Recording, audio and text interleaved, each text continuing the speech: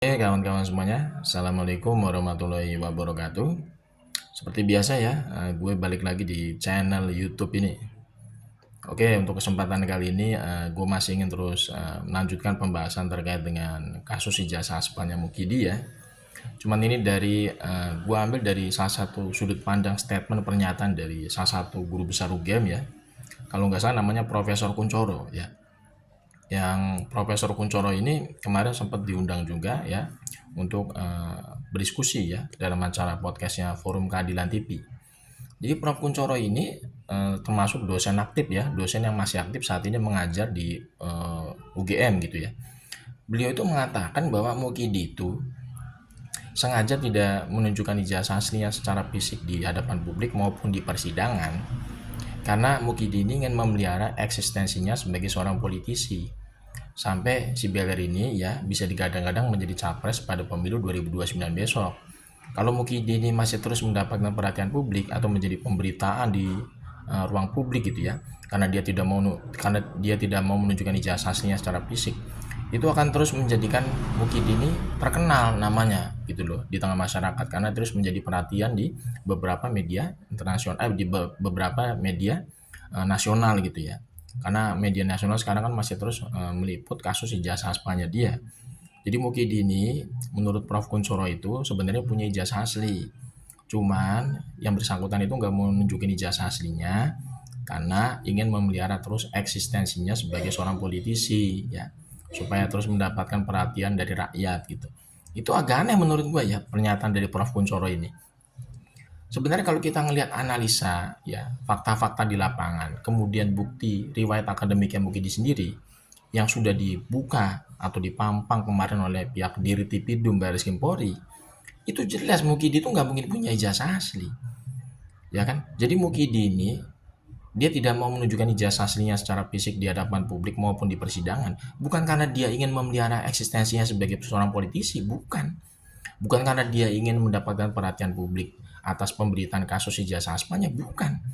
Tapi karena dia memang tidak punya ijazah asli. Kalau kita lihat secara akal sehat dan akal waras gitu loh. Kan kita bisa ngelihat secara runutan riwayat akademiknya aja lah. Kenapa Mukidi ini nggak bisa nunjukin ijazah aslinya sampai sekarang? Itu karena memang dia nggak punya ijazah asli. Bukan karena dia ingin mendapatkan perhatian publik gitu loh.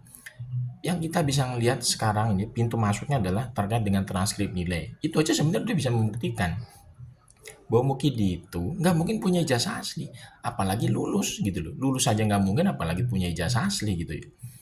Mukidi itu di transkrip nilainya itu berulang kali loh, ya.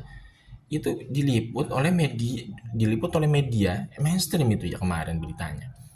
Mukidi itu ada nilai D sebanyak 6 mata kuliah dengan kualifikasi dasar MKDU. Mata kuliah dasar umum ada nilai D sebanyak 6 mata kuliah. Itu nggak mungkin mahasiswa itu bisa lulus. Jangankan buat lulus, jangankan bisa wisuda, jangankan bisa punya ijazah. Dia mau daftar sidang skripsi aja tuh nggak mungkin gitu loh. Apalagi ini ya levelnya udah UGM loh. Harusnya nilai mata kuliah MKDU ada nilai D sebanyak 6 mata kuliah. Itu nggak mungkin bisa lanjut kuliah. Udah pasti di DO, drop out. Di kampus swasta aja. Itu kalau ada mahasiswa ya yang dapat nilai D sebanyak 3 mata kuliah, sampai semester 4 itu nggak ada perubahan, itu di DO mahasiswanya. Itu kampus swasta loh. Apalagi ini UGM, jelas-jelas kampus negeri. Nggak mungkin.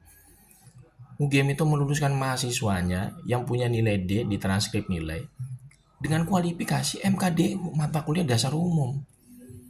Ini kan Prof. Kuncoro harusnya melihat fakta itu ya.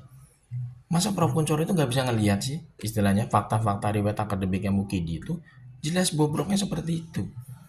Jadi tidak mungkin ya Mukidi ini bisa menunjukkan ijazah aslinya karena memang itu nggak mungkin dia bisa menunjukkan ijazah asli di hadapan publik maupun di persidangan karena dia sendiri nggak mungkin punya ijazah asli dengan riwayat akademik yang bobrok seperti itu. Jadi Prof. Kuncoro ini keliru ya kalau menganggap Mukidi ini tidak mau menunjukkan ijazah aslinya secara fisik di hadapan publik maupun di persidangan karena Mukidi itu ingin terus memelihara eksistensinya sebagai seorang politisi supaya terus mendapatkan perhatian dari masyarakat. Keliru besar. Mukidi itu nggak bisa menunjukkan ijazah aslinya secara fisik di hadapan publik maupun di persidangan karena yang bersangkutan itu memang ijazahnya aspal atau tidak punya ijazah asli. Kalau dia menunjukkan ijazahnya itu di hadapan publik, ketahuan itu pasti aspalnya. Gitu loh. Udah gitu, Prof. Kuncoro sendiri kan bisa memperhatikan berita-berita yang beredar ya. Itu Mukidi, kata pihak Baris Krim Polri lewat Dirut Tipidumnya kemarin mengatakan bahwa Mukidi itu melaksanakan KKN pada tahun 1983. Tapi Mukidi sendiri justru mengatakan katanya dia baru melaksanakan KKN pada awal tahun 1985. Ini dua keterangan informasi ini aja, ini bisa menjadi bukti kuat Mukidi itu nggak mungkin gitu loh melaksanakannya namanya KKN seperti mahasiswa pada umumnya. Karena kalau misalkan memang Mukidi itu yakin ya melaksanakan KKN-nya dia yakin tahun sekian, nggak mungkin ada klarifikasi dari pihak kepolisian gitu yang berbeda dengan ucapannya dia.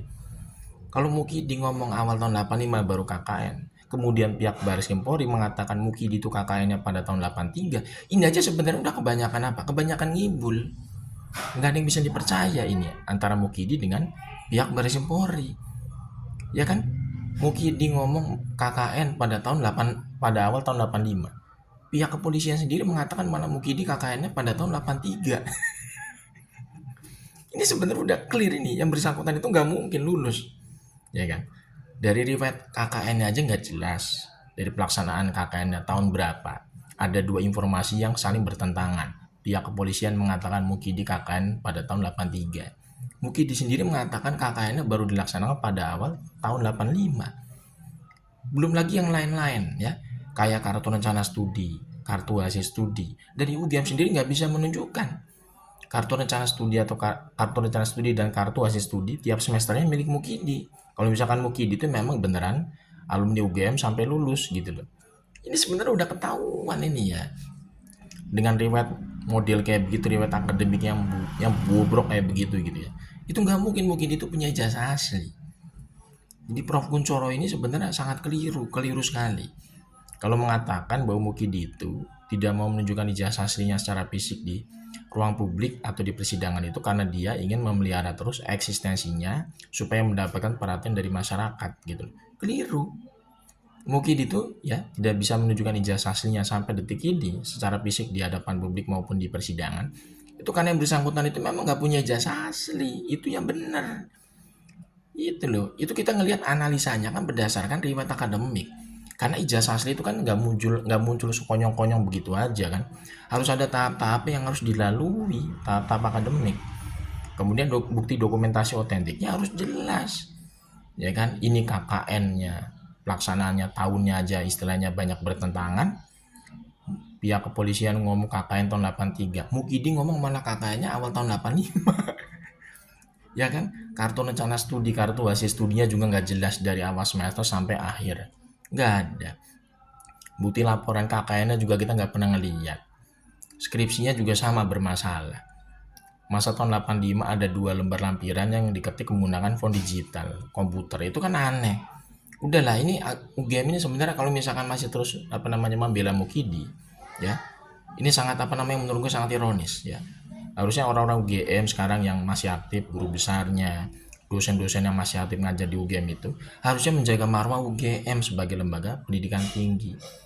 Jangan sampai mereka itu membela Mukidi itu karena takut kehilangan jabatan atau takut kehilangan pekerjaan. Karena kalau Anda membela kebohongan, membela pengibulan, hanya karena Anda takut dipecat dari pekerjaan Anda, itu mohon maaf ya, sangat rendah sekali harga diri Anda. Anda itu soalnya itu nggak punya kehormatan sebagai seorang pendidik.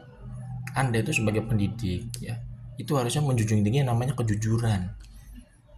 Jangan sampai Anda takut kehilangan pekerjaan Anda tapi Anda membela pengibulan dari Mukidi gitu loh.